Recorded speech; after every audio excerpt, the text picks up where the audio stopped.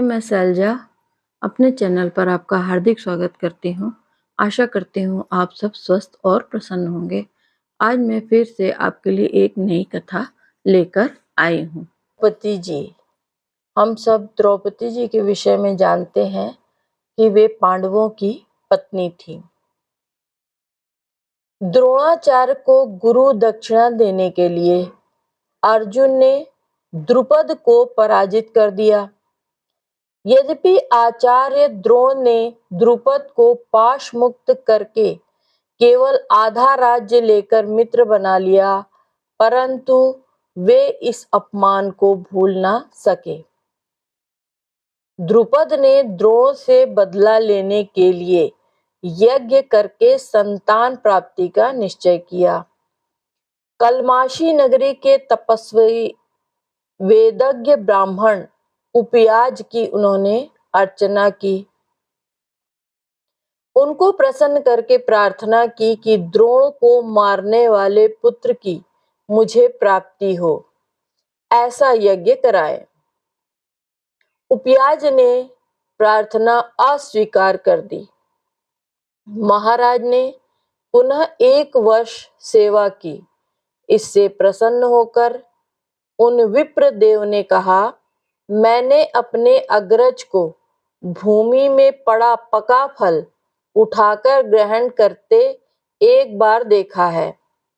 मैंने इससे समझा है कि वे द्रव्य की शुद्धि अशुद्धि का विचार नहीं करते। आप उनसे प्रार्थना करें। महाराज द्रुपद ने उनके अग्रज याज को सेवा से प्रसन्न किया। 10 करोड़ गायों की दक्षिणा का प्रलोभन थोड़ा नहीं था। याज ने महाराज के नगर में आकर सविधि यज्ञ कराया।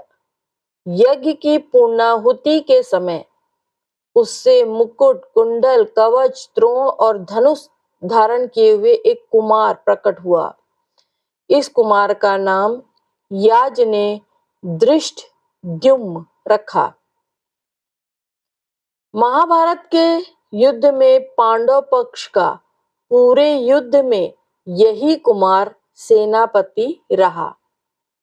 यज्ञ कुंड से एक कुमारी भी प्रकट हुई। वह युवती थी। उसका वर्ण श्याम था।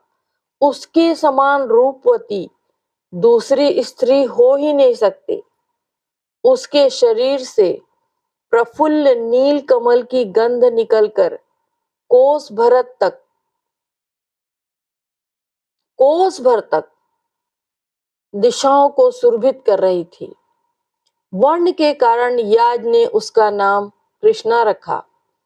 इस रूप में ऋषि कुमारी गुणवती अग्नि वेदी से प्रकट हुई थी और महाकाली ने अंश रूप से क्षत्रिय विनाश के लिए उनमें प्रवेश किया था।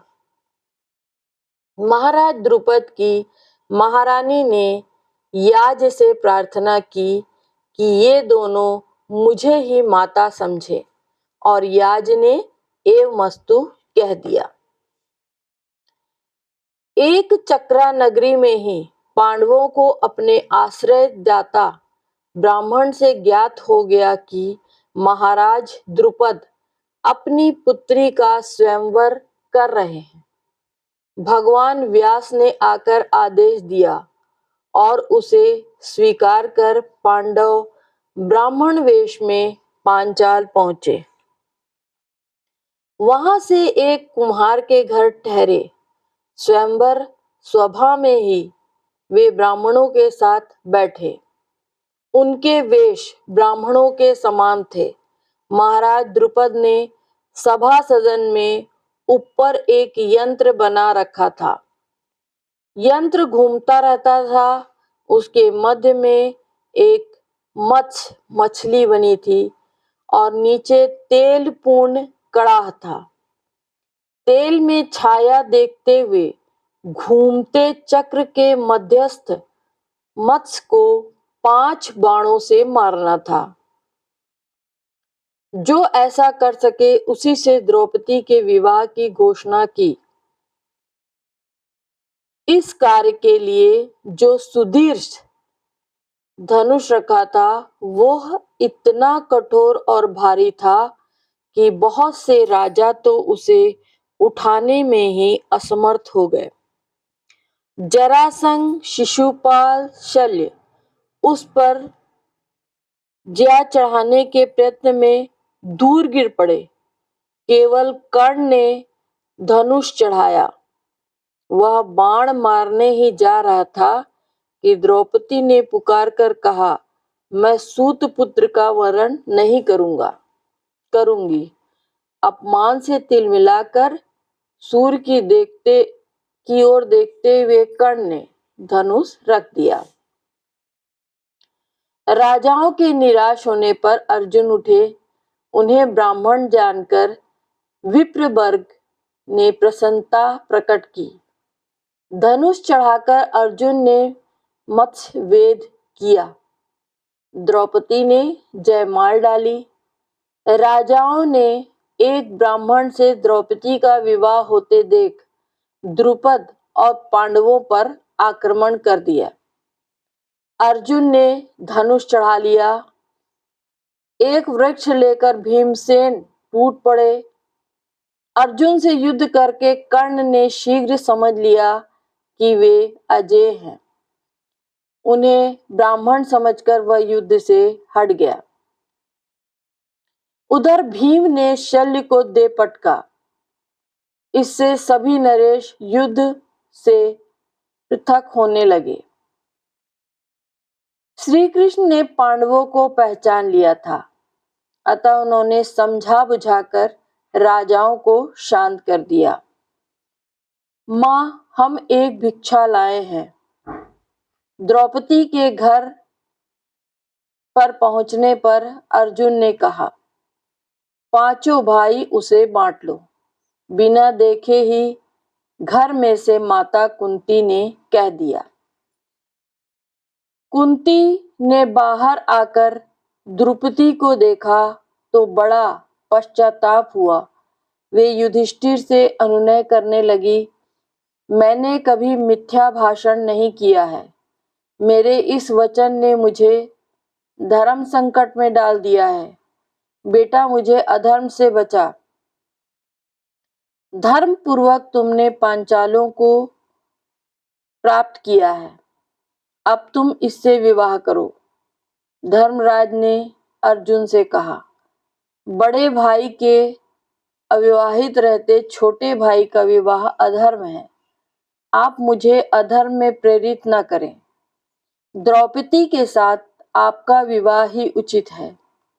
अर्जुन ने नम्रता पूर्वक प्रतिवाद किया। युधिष्ठिर ने देखा कि सभी भाई द्रौपदी के अलौकिक सौंदर्य पर मुग्ध हैं। सभी उसे प्राप्त करना चाहते हैं। उन्होंने कहा, माता के सत्य की रक्षा के लिए हम पांचों भाई इससे विवाह करेंगे। यह महाभागा हम सबकी समान रूप से पत्नी होगी। श्री कृष्ण ने आकर पांडवों से साक्षात किया और उनसे सत्कृत होकर द्वारका गए।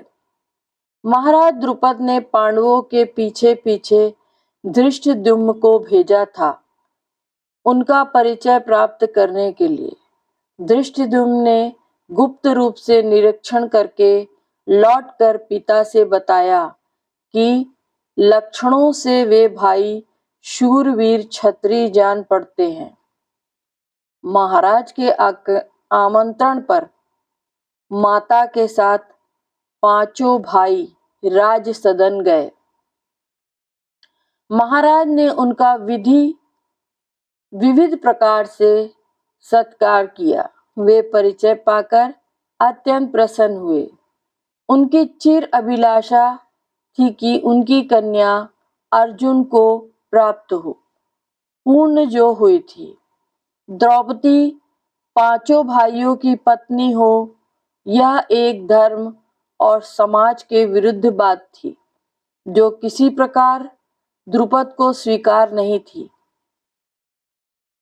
भगवान व्यास ने आकर द्रौपदी के पूर्व जन्म का चरित्र बताकर समझाया।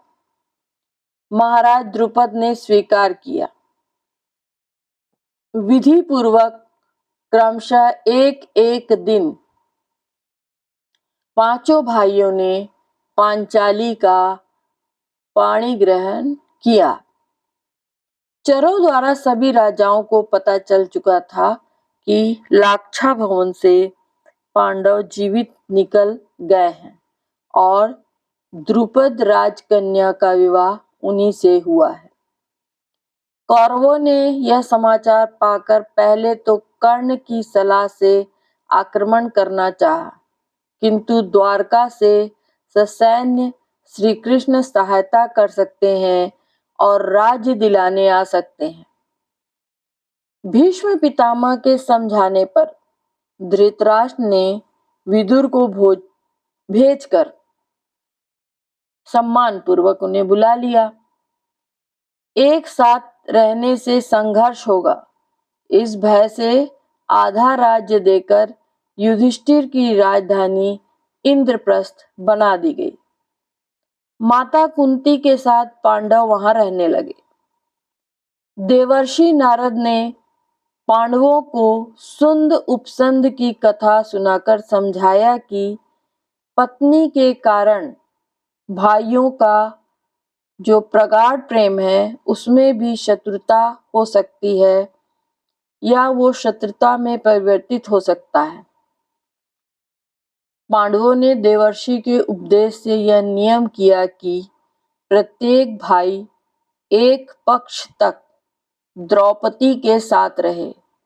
एक भाई द्रौपदी के साथ जब अंतःपुर में हो और उस समय दूसरा भाई अंतःपुर में प्रवेश करे तो वह प्रायश्चित स्वरूप 12 वर्ष तीर्थाटन करे।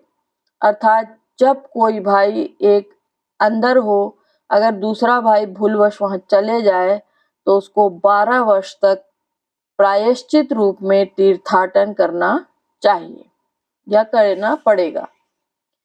एक बार एक ब्राह्मण की गौ दस्यु, जिसे हम डाकू भी कहते हैं, जबरदस्ती ले जा रहे थे। रक्षा के लिए ब्राह्मण ने पुकार की। गांडीव अंतःपुर में था और वहां धर्मराज द्रौपदी के साथ थे। अर्जुन ने गांडीव लेकर गौओं की रक्षा की और नियम भंग के कारण स्वेच्छा से वे 12 वर्ष तीर्थाटन करते रहे। आशा करती हूँ द्रौपदी का यह जीवन परिचय, यह कथा आप सबको जरूर अच्छी लगी होगी और आप सब स्वस्थ रहिए, खुश रहिए। जय श्री कृष्ण।